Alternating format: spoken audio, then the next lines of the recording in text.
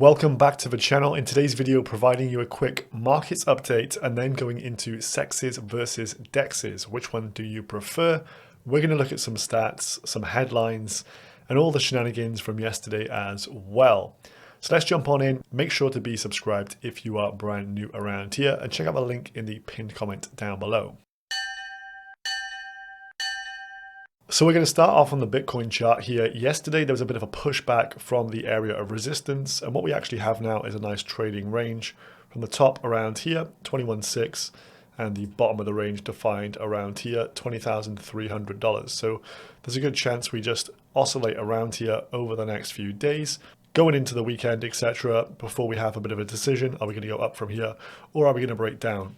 Areas of interest on a break upwards around 22,800 and above around here. And then on the downside, anything above 19.3 will still be a higher low, but deviation below could well be the start of a major bull trap, which would not be very good. So much the same position as yesterday, no major updates. In terms of the DXY, the dollar index, it's roughly at 102.1 right now. A bit of an indecision candle here, and it is below the line that I had as a support. So that is quite interesting. We could see a breakdown from here, but we'll continue to monitor as this will affect asset prices. Then we have the SPX, the S&P 500, bit of a red candle yesterday. If you look across from around here, you can see we've got some support at the 3900 region. We've tested it on a few occasions. Maybe we're just going to dip back into this support here on the bullish hopium case. We'll continue to monitor this one as well, but hopefully a push towards the upside is mainly next week. I'm more worried about with the Tesla and Apple earnings, which will have a bigger say in the S&P 500 composition overall.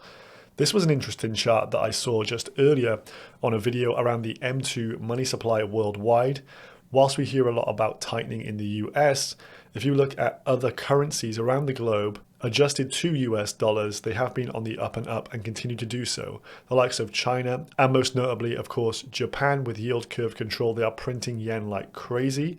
So the amount of dollar adjusted money in the world is continuing to go up, even whilst we hear the headlines around the US with their tightening policies and trying to run down their M2 money supply. So that's definitely something to bear in mind. This is a worldwide trend here of money printing as these nation states try to debase their currency as they are so heavily indebted. So just another thing to think about in terms of why is potentially the crypto markets on the up here. This could have a profound say in the outlook. So let's jump into CEXs versus DEXs. CEX or DEX, what do you prefer? So let's just go through some of these centralized exchanges headlines as of late. So there's been loads of FUD around Binance lately. CZ has been in the news quite a lot, found himself as a bit of a main character in crypto, which is not typically where you want to be. However, after all of this FUD, Binance has had no issues that we know of. They are fully solvent, and they just seem to be getting hit piece after hit piece thrown at them by bought and paid for media. So CZ believes the primary focus for attention on Binance is due to external factors, the likes of FTX and the collapses we've seen across centralized entities. Binance, of course, been around for a long time now and the most reputable exchange, in my opinion. OKX here has published a proof of reserve report showing $7.5 billion in a new term, now saying clean assets. What the heck does this mean? Let's just jump down. This is the third proof of reserves OKX has published. The first two didn't show an exact breakdown. Seems a little bit odd there, but they've now provided this showing they've got $7.5 billion across Bitcoin, ETH, and USDT. So in terms of their user assets, so say there's 117,000 BTC being deposited on their exchange, they actually have 123. So it is over collateralized by 105% there. Similar for ETH and USDT as well. So that is a positive thing. Now, CryptoQuant has kind of coined this term, the cleanliness of reserves. This is used to define how an exchange is reliant on its own native token potentially. So it says OKX reserves are 100% clean, i.e. not reliant at all on the OKX token. Binance, meanwhile, is 87% clean, so some reliance on BNB. Bitfinex, 70% clean, and Huobi, 60% clean. So interesting stuff to see here. But what we're finding here is that the centralized exchanges are having to come out and post these proof of reserves and try and make people comfortable and confident to actually exchange on them. We also had this yesterday with Coinbase ceasing their operations in Japan, pretty much down to the fact Japanese traders are not providing enough volume. Kraken also pulled out of Japan in late 2022 as well. Then, of course, the news of the day yesterday was the Department of Justice coming out with a big statement at 5 p.m. as Bitcoin was at a nice area of resistance at 21,600 or something.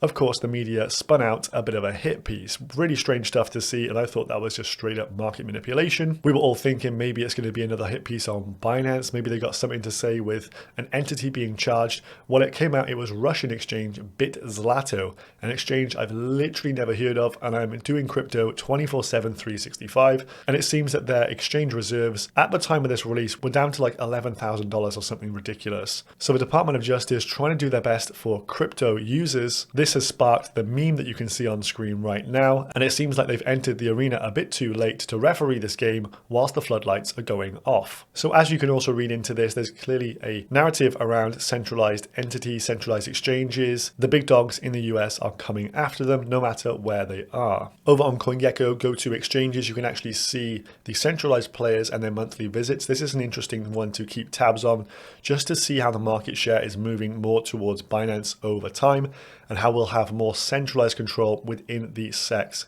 narrative.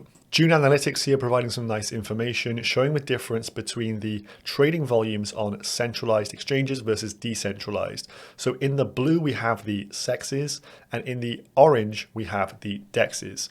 So this would take us up to a point where FTX blew up. So as you can see, there was a slow increase in market share for DEXs going into this, and it did continue quite a lot after the FTX blow up, but it has started to retrace a little bit, and maybe we'll go back to these similar levels as before FTX. But overall, potentially we are seeing a bit of a trend line moving down here of increased usage by trading volume over onto DEXs, which is definitely very good to see and something I want to be a major proponent of. So on a CEX, you could have your bags flooded to death. You could have the Department of Justice coming after you. But on a DEX, you trade using a ledger on chain directly the way it should be. So let's move on from this one and look at the DEXs now and what's been going on. So this chart on screen shows us the DEX volume. So this is the amount of volume done by different DEX and in different chains as well. So you can see the market leader within this is the gray, which is Uniswap. This has the most daily volume of all exchanges, and it operates across Polygon and Ethereum mainly with its lion's share of trade. Then at the top, we have Arbitrum in yellow. Then we have all the Polygon trade in this pink color, Optimism in amber, and then Binance's PancakeSwap at the bottom. Overall DEX volume is still heavily dominated by Uniswap. However, this metric is the unique traders, so how many different individuals are actually operating here. So the volume may well speak for whales. So whales definitely more likely to be trading on the likes of ETH L1 and probably tapping into Uniswap with V3 pools and that deep liquidity. If I just scroll up so you can see this a little bit better here, in terms of these unique traders, the lion's share comes from BSC or the BNB chain with PancakeSwap. So in terms of numbers clicking buttons, most people actually use PancakeSwap. 116,000 unique users per day, whereas we have like 25,000 on Uni, 14,000 Optimism, 7,000 Polygon, and around 10,000 on Arbitrum. You can see the dip down in the chart here towards the start of the year, where the total number of unique users comes down quite a bit. But as we've started to see more bullishness, this number has really started to ramp up here into weeks 1, 2, and 3 of January. So it does look like on-chain traders are making their way back to DEXs. So a movement I'm looking towards is for the market cap of some of the DEX exchanges to really rival that of centralized exchanges during the next cycle and actually overtake them. When you think about Gate.io, I would say that's a tier 2, being quite generous, maybe a tier 3 exchange. Then we have the number 1 perps platform, GMX on Arbitrum, and the market cap differentiation 381 million to 546 million. So if that was to equal the market cap of Gate, you're looking at $65 or 1.43x for the GMX token. GMX allows you to trade long or short for Uni, Bitcoin, ETH, and Chainlink. As I mentioned, this is also on Arbitrum as well. Very cheap fees to utilize this and definitely somewhere to just get adjusted to using. If you like these kind of crypto assets and you do long or short them, maybe you've got like a Binance Futures account or something, you might want to consider coming and trading on chain and being part of a positive change towards decentralization. Ethereum is making its ways to decentralizing its full stack, and as end users, what we should be doing is trying to decentralize everything that we do. So I do use this to go long or short on assets. In terms of making bids over on the Cosmos chain, I use Kujira. I think this one's going to be a major player in the next cycle as it pads out liquidity.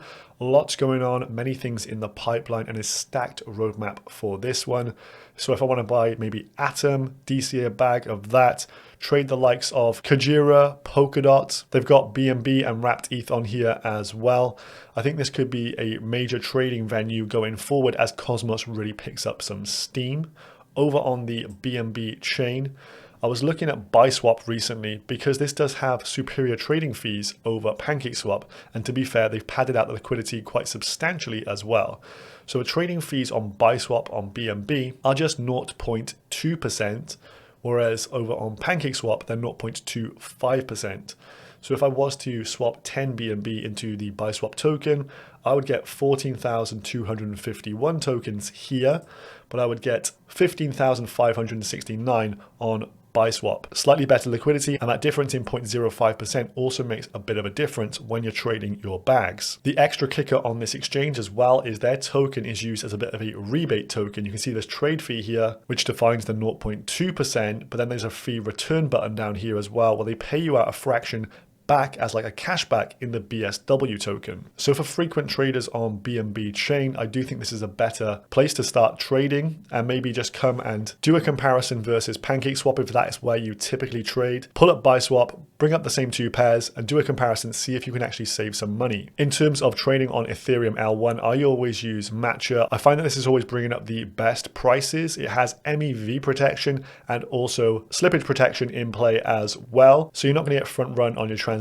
or pay huge slippage that some people do at times when just clicking buttons as they ape into coins. And what it does, it taps in across all of the Ethereum L1 DEXs and finds the best prices and brings them to you here in this one neat interface. You obviously have to pay the Ethereum based gas cost, the network fee, so it could be a few bucks to make a swap on here. But again, you want to get used to using these things rather than being reliant on centralized entities. Then last but not least, one thing to mention here is of course the rise of Curve. So Curve's CRV USD stablecoin is coming, and this again could be the next explosion for DeFi across crypto. By having a decentralized stablecoin, I think the collateral for it is initially going to be Ethereum. We could have an uncensorable stablecoin asset to trade against. Curve already has the deepest liquidity in cryptocurrency. If they get deep liquidity on this stablecoin and get it absolutely everywhere across DeFi, this could be a bit of a Cambrian explosion for DeFi more broadly. And so I think it is wise to start looking at these decentralized exchanges, knowing how to use them and being ready for all these changes that are taking place across the DeFi sector.